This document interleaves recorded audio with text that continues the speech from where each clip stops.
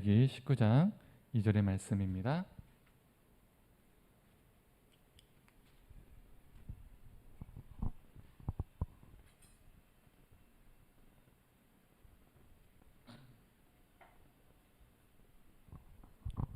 다 찾으셨으면 함께 읽도록 하겠습니다.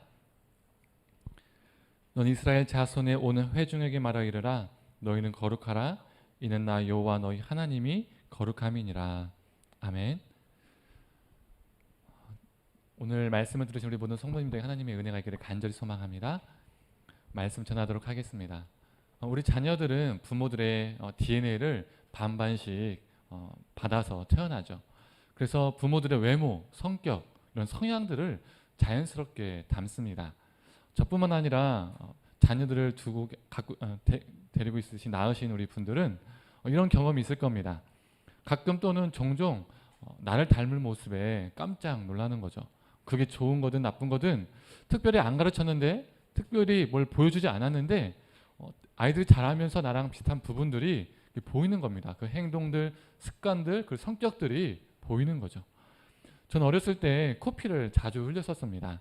그런데 그걸 우리 지훈이가 닮더라고요. 코피를 우리 지훈이가 제 어렸을 때처럼 자주 흘립니다. 자다가도 흘리고 막 놀다가도 흘리고 자주 흘려서 아빠 막 코피 났어요 막 이럽니다. 그런데 알고 보니까 제 아내도 어렸을 때 코피를 자주 흘렸다고 하더라고요. 엄마 아빠를 닮아서 우리 지훈이가 안 닮았으면 좋았을 텐데 코피를 자주 흘립니다. 또 다행히 또 우리 혜원이는 코피를 자주 안 흘립니다. 안 닮아서 거의 나지 않습니다. 또 저는 어렸을 때 또 몸이 잽싸고 좀 빨랐습니다. 운동을 배우면 다른 친구들보다 빨리 습득하고 좀 빨리 배웠습니다. 또 배운 운동들은 엄청 운동선수처럼 잘하지 못하지만 그래도 조금씩은 할 줄 알았죠. 지금은 또 구기 종목 안 한 지 너무 오래돼서 거의 다 못하지만 어렸을 때는 이렇게 운동을 이렇게 하면 이렇게 조금은 했었습니다. 그런데 우리 지훈이가 제 운동신경을 닮아서 몸이 가볍고 좀 빠릅니다. 태권도를 다니는데 우리 태권도 사범님이 지훈이가 이렇게 비슷한 또래 애들보다 이렇게 운동신경이 조금 남다르다고 말을 하더라고요. 또 우리 혜원이는 제 손과 발을 닮았습니다. 여아라서 손이 좀 길쭉길쭉했으면 좋겠다, 얇았으면 좋겠다라고 생각했어요. 우리 지훈이가 우리 처가 쪽을, 우리 아내 쪽을 닮아서 손이 이렇게 굵습니다. 그 남자에서 굵는데 우리 혜원이는 좀 얇았으면 좋겠다, 여자아이 손이라서 그랬는데 또 제 손을 닮아서 길고 가늘습니다. 또 제가 어렸을 때 이마가 상당히 넓었어요. 그래서 저는 이마를 이렇게 올리는 걸 별로 안 좋아했습니다. 그리고 이렇게 최대한 머리를 이렇게 이마를 가리고 다녔습니다. 지금도 이마를 가리고 있죠. 그런데 지훈이와 혜원이 둘 다 제 이마를 닮아서 이마가 넓습니다. 아주 시원시원합니다. 그런데 또 둘 다 짱구여서 이마가 이쁩니다. 그래가지고 이마가 훤칠합니다. 지금 자기들 이마를 얘기하니까 우리 지훈이, 혜원이가 이마를 또 만지면서 웃고 있네요.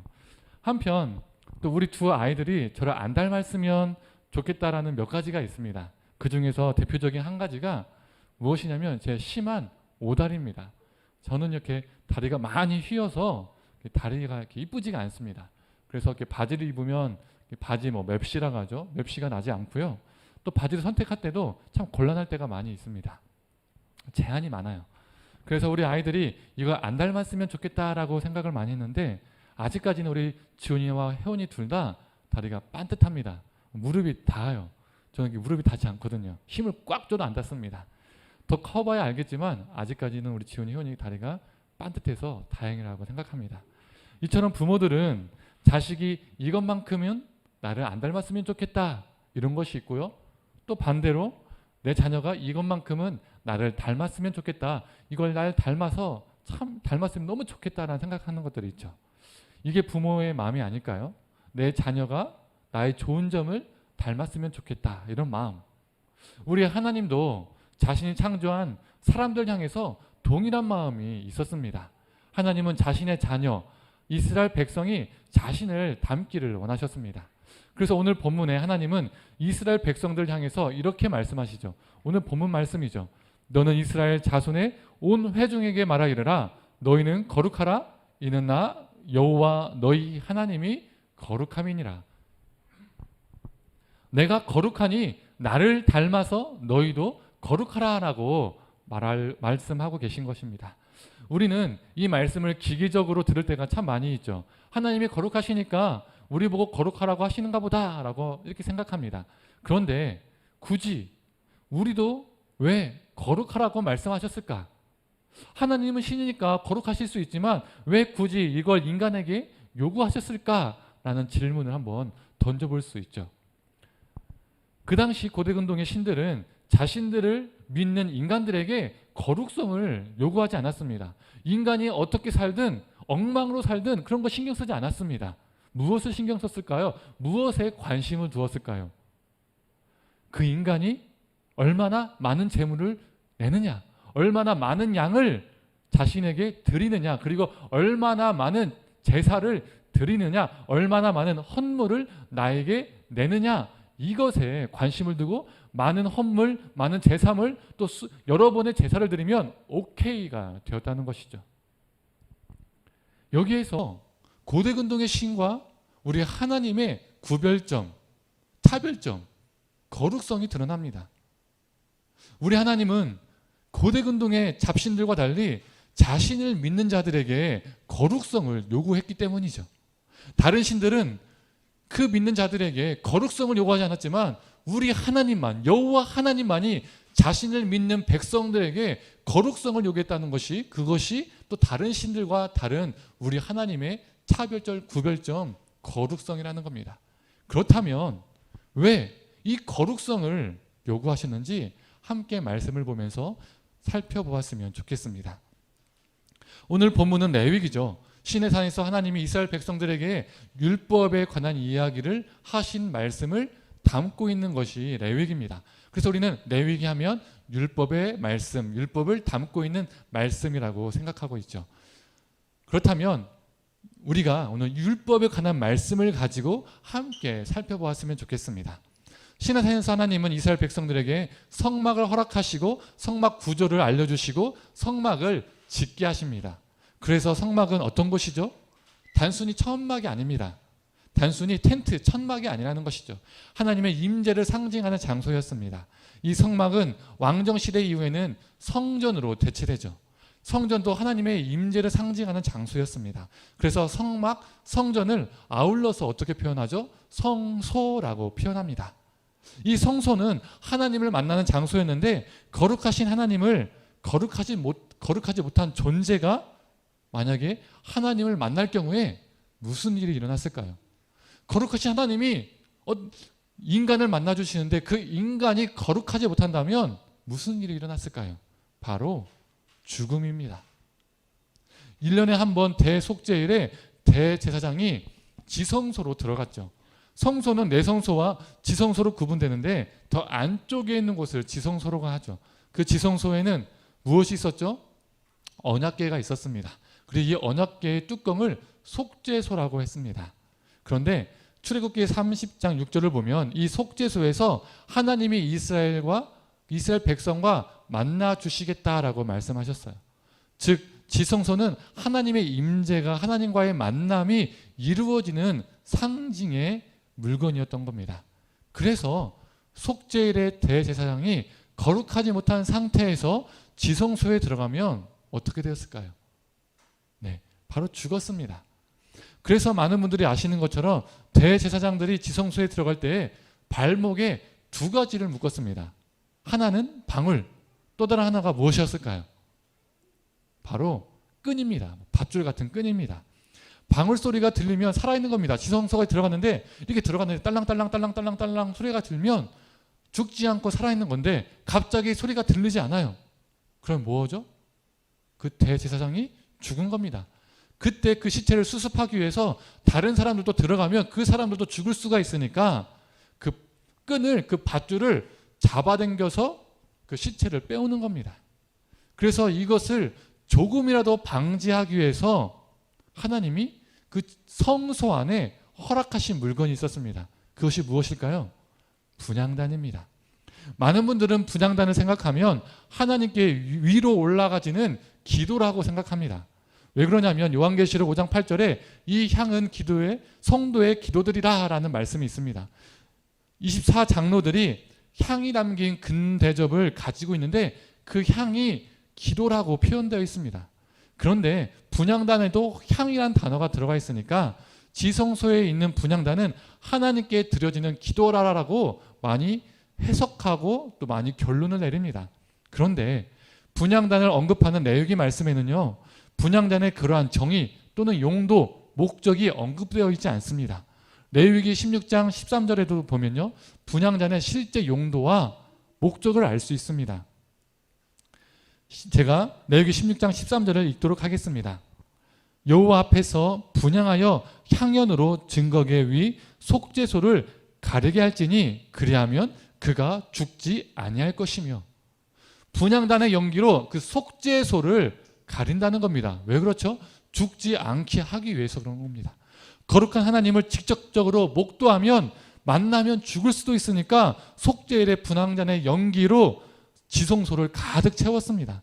그래서 이 연기는 하나님을 직접적으로 접하는 것으로부터 대제사장을 보호해주는 가림막, 보호막의 역할을 해줬던 것입니다.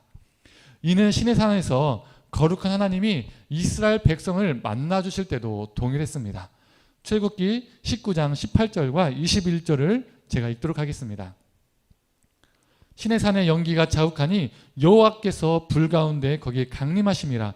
그 연기가 옹기 가마 연기같이 떠오르고 온 산이 크게 진동하며, 여호와께서 모세에게 이르시되 내려가서 백성을 경고하라. 백성이 밀고 들어와 나 여호와에게로 와서 보려고 하다가 많이 죽을까 하노라. 18절 조금 전에 읽었는데 무엇입니까? 시내산의 연기가 자욱했다라고 나와 있습니다. 그리고 읽진 않았지만 9절을 보면 빽빽한 구름 가운데 하나님이 임재하셨다라고 나와 있습니다. 즉, 왜 연기를 자욱하게 하시고 왜 빽빽한 구름을 하나님께서 있게 하신 다음에 그 가운데서 임재하셨을까요? 거룩하신 하나님이 이스라엘 백성을 만날 때에 그 연기와 구름이 가림막과 보호막 역할을 했던 겁니다. 그래서 죽지 않게 하기 위해서는 거죠. 이처럼 거룩하지 못한 존재가 거룩하신 하나님을 대면하는 것은 죽음이었기 때문에 하나님은 이스라엘 백성들에게 거룩함을 요구하셨습니다. 우리는 하나님의 임재, 하나님과의 만남, 그리고 임마누엘, 즉 하나님과의 함께하심, 우리는 이런 것들을 생각하면 긍정적으로만 해석합니다. 분명 하나님이 임재하시고 하나님이 우리를 만나주시고 하나님이 우리와 함께 해주심이 우리에게 은혜가 되고 우리에게 힘이 되고 우리에게 위로가 되는 것은 맞습니다. 그러나 이러한 면 말고 하나님의 임재가, 임마누엘이 가지고 있는 다른 면도 있다는 것이죠. 바로 두려움과 떨림입니다. 하나님이 내 삶 가운데 임재하심이, 주님이 나와 함께 해주심이, 나를 만나주심이 감사와 감격도 되지만 동전의 양면과 같아서 동시에 두려움과 떨림이 있는 것이죠. 바로 하나님이 내 앞에서 나와 함께 하시면서 나의 죄를, 나의 속마음을, 나의 내면을, 내 심령을 속속히 보고 계시기 때문입니다. 그래서 이사야 6장을 보면 어떤 내용이 나옵니까? 이사야 6장은 이사야의 소명장입니다. 그가 하나님의 임재를 경험하고 하나님이 그를 만나주시면서 그 임재를 경험하면서 그가 무슨 말을 했을까요? 내가 하나님의 임재를 경험했으니까 할렐루야 아멘 축복이다 라고 말했을까요? 아닙니다. 제가 이사야 6장 5절을 공동번역으로 읽어드리겠습니다. 내가 부르짖었다. 큰일 났구나. 이제 나는 죽었다. 나는 입술이 더러운 사람들의 틈에 끼어 살면서 만군의 야훼 나의 왕을 눈으로 뵙다니. 그가 하나님을 뵙고 그가 하나님의 임재를 경험하고 했던 말이 할렐루야 아멘, 내가 힘을 얻었다, 복 받았다, 내가 은혜를 받았다 한 것이 아니라 내가 이제 죽겠구나, 죽었구나 라고 말했다는 겁니다. 그는 두렵고 떨렸습니다. 그러나 하나님은 그를 죽게 놔두시는 것이 아니라 제단의 수치로 그를 정결케 하셨습니다. 우리 하나님은 자신의 백성이 거룩한 자신을 만남으로써 그 백성이 죽는 것이 아니라 자신과 동행하기를 원하셨습니다. 그 만남과 임재의 실제 목적이 죽음이 아니었기 때문입니다. 그래서 하나님은 이사야를 정결케 하셨고 또 이스라엘 백성들에게 속죄의 제사를 허락하셔서 그들이 정결케 되는 그 은혜를 허락하셨고 구름과 분향단의 연기로 자신을 가리셨던 겁니다. 그리고 제일 중요한 것, 자신의 백성, 자신의 자녀가 자신을 닮아서 거룩하길 원하셨던 것이죠. 거룩한 자기 존재를 만나서 그 사람이, 그 백성이 죽지를 않길 원하셨던 겁니다. 사랑하는 성도님들, 우리는 하나님의 임재 앞에 어떻습니까? 임재, 임마누엘, 함께하심, 이런 것을 떠올리면 늘 좋은 이미지, 축복, 은혜, 위로, 힘, 이것만 혹시 떠올리지는 않습니까? 우리가 이것뿐만 아니라 그 하나님의 임재 앞에 하나님이 나와 함께 하시는구나라는 그 하나님의 임재 앞에 두려움과 떨림이 함께 하기를 간절히 소망합니다. 그래서 바울도 두렵고 떨림으로 너희의 구원을 이루라 라고 말하고 있죠. 여기서 구원을 이루라는 것은 성화를 의미하죠. 즉 두렵고 떨림으로 너희의 성화, 즉 거룩한 삶을 이루어라 라고 말하고 있습니다. 하나님이 정하신 대속죄일에는 특별한 예식이 있었습니다. 안식일, 유월절, 나팔절, 칠칠절, 장막절에는 없는 특별한 예식이 있었습니다. 그것은 무엇이냐면 속죄 제물의 피를 제단이나 그리고 휘장에 뿌리고 그리고 내성소와 지성소의 속죄의 피를 뿌려서 성소 전체를 정결케 했었습니다. 왜 성소와 성물에 피를 뿌렸을까요? 인간의 죄가 성소도 부정하게 만드는데 거룩하신 하나님은 죄로 인하여 더럽혀진 부정해진 그 성소에 거하실 수 없기 때문입니다. 유대인 구약학자 밀그롬은 이렇게 말합니다. 죄는 어디에서 범했든지 간에 그 도끼가 자석과 같이 성소로 흡인된다. 성소에 죄가 붙어서 쌓이면 하나님은 더 이상 성소에 거할 수 없게 된다. 그래서 성소를 정결하고 거룩하게 하기 위해서 속죄의 제물로 피를 성소 곳곳에 뿌렸던 겁니다. 하나님은 자신의 백성뿐만 아니라 백성을 만나주시는 모든 영역이 거룩해지기를 요구하셨던 것이죠. 왜요? 하나님은 거룩하시기 때문입니다. 그렇다면 하나님은 자신의 백성에게 어떠한 거룩을 요구하셨을까요? 다른 말로 하면 하나님은 자신의 백성이 자신을 어떻게 닮기를 원하셨을까요? 제가 조금 전까지 제사 이야기를 했었죠. 그리고 성소 이야기를 했습니다. 그리고 레위기는 율법에 관한 이야기를 담고 있는 성경이라고 했었지요. 그렇다면 하나님이 이런 말씀을 하셨을까요? 내가 조금 전까지 너희들에게 그 제사들을 알려주었으니 나에게 수없이 제사를 드려라. 이것이 거룩이다 라고 말씀하셨을까요? 아니죠. 하나님은 내가 거룩하니 나를 닮아서 너희도 거룩하라라고 말씀하신 뒤에 그 거룩한 삶을 구체적으로 말씀하십니다. 그런데 여기서 우리가 주목할 것이 있는데요. 오늘 본문 19장 앞장인 18장은 가증한 이방인들의 풍속의 그 죄목들을 길게 나열하고 있습니다. 먼저 이방인의 가증한 문화들을 열거하고 19장에서 하나님이 내가 거룩하니 너희도 나를 닮아서 거룩해라, 그 문화로부터 구별되라 라고 말씀하고 계신 것이죠. 또한 19장이 끝나면 바로 20장에도 또 이방인의 가증한 문화가 길게 열거됩니다. 19장의 그 기준으로 19장 말씀을 기준으로 앞뒤에 18장과 20장에 이방인의 가증한 문화들이 기록되어 있다는 겁니다. 그 사이에 끼어있는 그 가운데에 놓여있는 19장은 거룩한 삶을 얘기하고 있다는 것이죠. 이것이 무엇을 말해줄까요? 우리는 이 땅에 살면서 이 땅의 수많은 세속적인 문화 사이에서 끼어서 살 수밖에 없다는 겁니다. 그러나 그 가운데서 우리 하나님은 우리에게 거룩을 요구하십니다. 세상 문화가 이러하나 그러나 너희는 나를 닮아서 거룩하라 라고 말씀하고 계신 것이죠.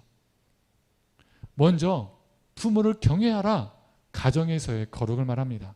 그리고 안식일을 지키라. 여기서 안식일을 지키라는 것은 안식일에 성전에 가서 제사를 드려라, 예배를 드려라 이런 뜻이 아니죠. 십계명을 보면 그런 말은 나와 있지도 않습니다. 레위기 23장에도 각 절기 대하여 열거하는데 안식일을 말할 때 그런 내용 나와 있지 않습니다.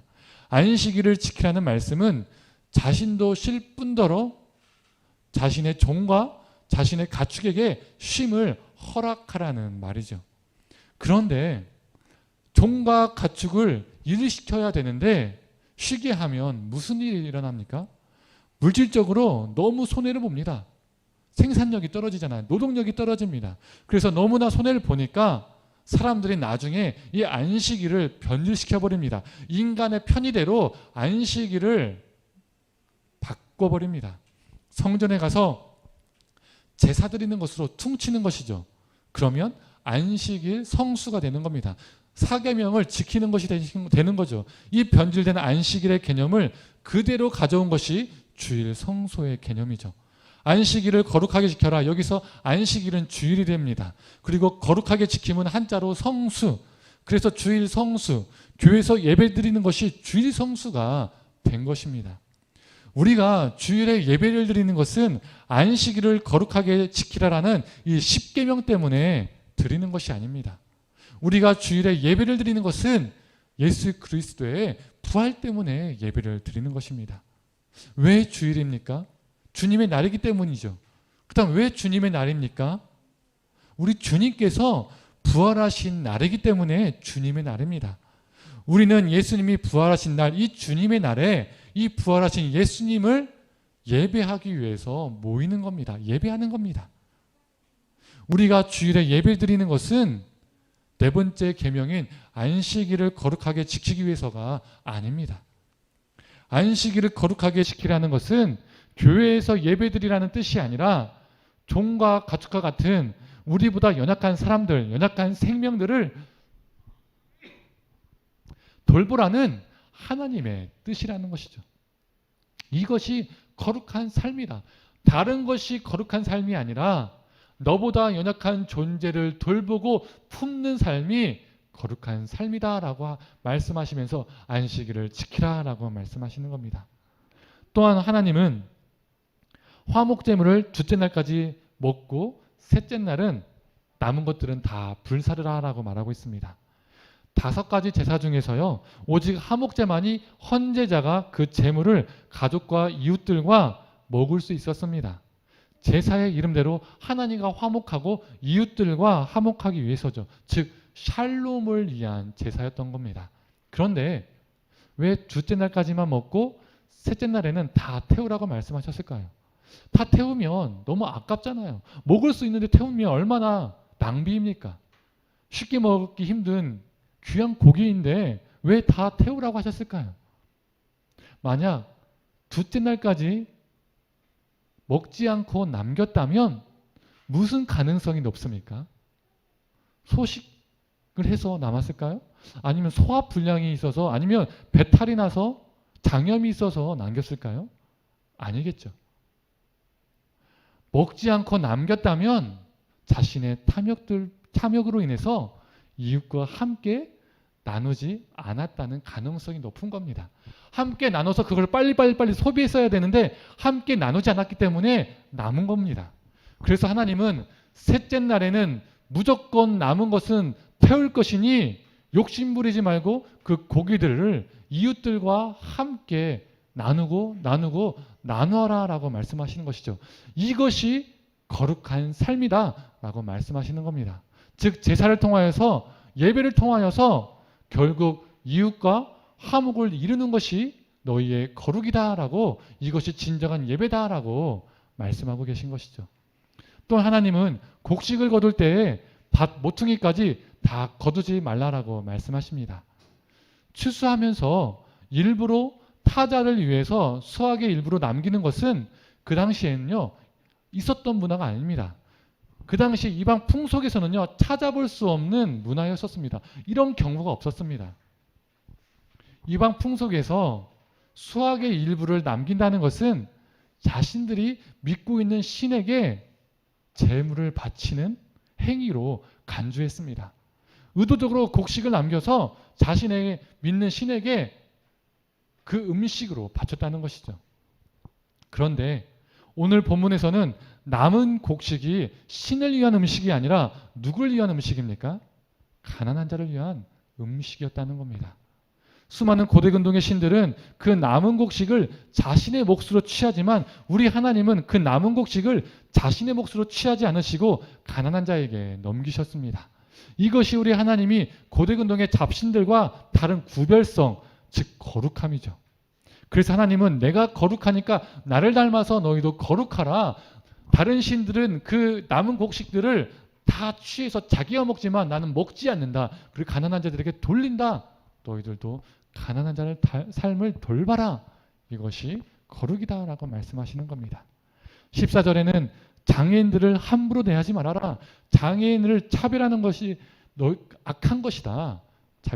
장애인을 차별하지 말라. 이것이 거룩이다라고 말씀하고 계시죠. 15절에 불의한 재판을 하지 말라. 공의롭게 재판하라. 사법적인 거룩을 말씀하십니다. 17절과 18절에는 또 이런 말씀이 있죠. 너의 이웃을 반드시 견책하라. 너의 원수를 갚지 말고 이웃을 사랑하라. 지난주 설교와 연결이 됩니다. 일맥상통합니다. 악한 자를 묵인하고 침묵하는 것이 아니라 견책하라. 하지만 동시에 사랑하라. 이것이 거룩한 삶이다 라고 말씀하십니다. 36절에는 장사할 때 공평한 저울과 공평한 추로 장사하라라고 말하고 있습니다. 속여 팔지 말라는 거죠. 경제적인 거룩, 물질적인 거룩을 이루라라고 말씀하고 있습니다. 19장에는 그 밖에도 도둑질하지 말라, 속이지 말라, 거짓말하지 말라 등 수많은 인간관계 속에서요 거룩을 말하고 있습니다. 이처럼 하나님은 내가 거룩하니까 내가 수많은 잡신과 헛된 신과 구별되었으니까 나를 닮아서 너희도 거룩하라, 구별되라 말씀하신 뒤에 가정에서의 거룩, 화목과 샬롬의 거룩, 가난한 자를 돌보는 관계적인 거룩, 장애인을 차별하지 않는 사회적 거룩, 경제적, 물질적 거룩, 사법적 거룩, 그 밖에도 이웃을 향한 정직과 신실한 성실의 관계적 거룩을 계속 말씀하신다는 겁니다. 즉 성소라는 특정한 장소에 갇힌 거룩이 아니라 그 장소에서 수없이 예배드리는 것이 거룩이 아니라 일상에서 구현되어야 할 거룩을 말씀하고 계신 것이죠. 레위기가 말하는 거룩은요, 단순히 율법을 말하는 것이 아닙니다. 레위기는 단순히 딱딱한 성경이 아닙니다. 레위기가 말하는 거룩은 구체적인 일상 속에서 삶의 모든 영역 속에서 구현되는 거룩으로서 시대의 주류 문화와 다르게 살아가는 삶을 말하고 있습니다. 그리고 그 거룩한 삶을 통해서 생명을 살리라는 거죠. 레위기라고 해서 율법을 잘 지키는 것이 거룩, 제사를 많이 드리는 것이 거룩, 이런 게 아니라는 겁니다. 그러나 이스라엘은 하나님을 성소 안에 가두었습니다. 성소는 하나님의 임재를 상징하는 장소일 뿐인데 성소 안에서만 하나님이 임재한다고 생각해서 성소라는 장소 안에서만 거룩해지기를 원했습니다. 그래서 수많은 종교적 행위로 자신들을 거룩하게 만들려고 했죠. 그리고 삶에서는 거룩이 사라졌습니다. 그리고 성전과 성소도 결국에는 타락했죠. 화목제에서 언급했던 것처럼 하나님은 성소의 제사를 통해서 자신이 백성이 거룩한 일상으로 나아가길 원하셨지만 그들은 실패했다는 겁니다. 그런데 우리 하나님은 바울을 통해서 우리에게 새로운 성소를 말씀하셨습니다. 고린도전서 3장 16절에서 17절의 말씀입니다. 제가 읽도록 하겠습니다. 너희는 너희가 하나님의 성전인 것과 하나님의 성령이 너희 안에 계신 것을 알지 못하느냐? 누구든지 하나님의 성전을 더럽히면 하나님이 그 사람을 멸하시리라. 하나님의 성전은 거룩하니 너희도 그러하니라. 우리가 하나님의 성전이라는 것은 우리 하나님은 특정한 장소에 저 멀리 계신 분이 아닌 지금 여기에서 우리와 함께 현존하시는 분이라는 것이죠. 그런데 17절은 이렇게 말했죠. 누구든지 하나님의 성전을 더럽히면, 이게 무슨 의미죠? 하나님의 성전인 우리 자신이 더럽혀질 수 있다는 것입니다. 무엇으로요? 바로 세상의 주류문화와 세속적인 가치관으로 우리가 더럽혀질 수 있다는 겁니다. 그 세속적인 가치관은 무엇이 있을까요? 돈이 우선시되는 만몬주의, 물질주의, 크고 거대하고 화려한 것을 숭상하는 물량주의, 사람을 외모로 평가하는 외모지상주의, 그 밖에도 학벌주의, 능력주의, 성공지상주의 등이 있죠. 이런 세속적인 가치와 문화로 우리의 거룩성을 잃어버릴 수 있다는 것입니다. 그래서 고린도후서 3장 17절 후반에 하나님의 성전은 거룩하니 너희도 그러하니라 라는 이 말씀은 우리가 하나님의 임재의 처소인 성소로서 얼마나 두렵고 떨림으로 삶에서 거룩을 이루어 나가며 살아야 되는지 말해주는 말씀이라는 겁니다. 하나님의 성전은 거룩하니 너희도 그러하니라. 내가 거룩하니 너희도 거룩하라. 사랑하는 성도님들, 우리를 하나님의 임재의 성소로 삼아주신 그 은혜에 감사해서 세속적인 가치관과 문화로 우리를 더럽히는 것이 아니라 두렵고 떨림으로 일상에서 삶의 모든 영역 속에서 거룩을 이뤄가기를 간절히 소망합니다. 이제 말씀을 정리하겠습니다. 우리가 성소가 된 은혜가 누구로부터 시작되었을까요? 누구로 인해서 가능하게 되었을까요? 바로 예수 그리스도입니다. 요한복음 2장 21절에 예수님은 자신이 참 성전임을 말씀하셨습니다. 참 성전이신 예수님께서 우리를 성소 삼아 주셨습니다. 참 성전이신 예수님은 바리새인과 같은 당시 종교 지도자들이 보여주었던 거룩과 자신을 구별하셨습니다. 그들이 생각하는 거룩과 내가 생각하는 거룩은 다르다 하시면서 그 참된 거룩을 공생의 기간 동안에 보여주셨다는 것이죠. 바리새인들이 보여줬던 거룩은 누군가를 업신여기고 혐오하고 배제하고 가르는 거룩이었습니다. 구약학 교수이자 목사이신 차준희 목사님은 예수님의 거룩에 대하여 이렇게 말합니다. 예수님이 보여주신 거룩은 빼기가 아니라 더하기다. 거룩의 삶은 마이너스 인생이 아니라 플러스 인생이다. 거룩함은 배제가 아니라 포용과 끌어안음이다. 바리새인의 거룩과 예수님의 거룩함은 완전히 다르다. 예수님의 거룩은 회당과 성전 안에서만 이루어진 것이 아니었습니다. 일상에서 수많은 사람들과 함께함 속에서 그 거룩을 이루어 가셨지요.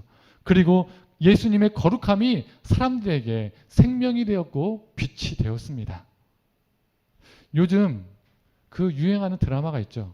이상한 변호사 우영우라는 드라마가 있습니다. 너무 재밌다길래 제 아내와 얼마 전부터 다운받아서 보기 시작했습니다. 참 착한 드라마인 것 같습니다. 이 우영우라는 이 주인공은 자폐 스펙트럼을 가지고 있는 장애인 변호사입니다.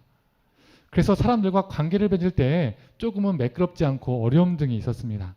그런데 이 우영우 변호사에게는 로스쿨 동기인 최수연이라는 친구 변호사가 있습니다. 이 최수연은 로스쿨을 다니는 내내 우영우를 늘 챙겨주었습니다. 그래서 때로는 그것 때문에 자신이 손해를 보는 경우도 있었습니다. 그런데 이 우영우가 자신의 친구 최수연을 향해서 이렇게 표현합니다. 한번 들어보세요. 넌 봄날의 햇살 같아. 로스쿨 다닐 때부터 그렇게 생각했어. 너는 나한테 강의실의 위치와 휴강 정보와 바뀐 시험 범위를 알려주고 동기들이 날 놀리거나 속이거나 따돌리지 못하게 하려고 노력해. 너는 지금도 내 물병을 열어주고 다음에 구내식당에 또 김밥이 나오면 나한테 알려주겠다고 해. 너는 밝고 따뜻하고 착하고 다정한 사람이야. 봄날의 햇살 최수연이야. 성도님들, 이런 게 참된 거룩이 아닐까요? 누군가에게 봄날의 햇살이 되어주는 것, 빼기가 아니라 더하기가 되어주는 것. 예수님이 보여주신 거룩한 삶은 마이너스 인생이 아니라 플러스의 인생이었기 때문입니다. 우리가 살펴보았던 오늘 본문 레위기 19장이 말하는 거룩한 삶도 바로 이런 삶이죠. 화목제로 함께 나누고 모퉁이의 곡식을 남기고 장애인을 함부로 대하지 않고 거짓말하지 않고 속이지 않고 저울추를 속이지 않고 정의롭게 재판하고 다 이것이 빼기가 아니라 더하기가 되는 것이죠. 사랑하는 성도님들, 거룩하신 하나님을 닮아서 우리도 거룩한 존재로 살아가기를 간절히 소망합니다. 특정한 장소와 시간에 갇힌 종교적인 행위만으로 거룩을 이루어가는 또 그것으로 만족하는 삶이 아니라 하나님의 거룩함이 우리 삶에 구체적으로 침투하여서 우리의 일상에서 누군가에게 봄날의 햇살이 되어주는 거룩을 이루어가기를 간절히 축원합니다. 이 시간 함께 찬양하며 기도하겠습니다.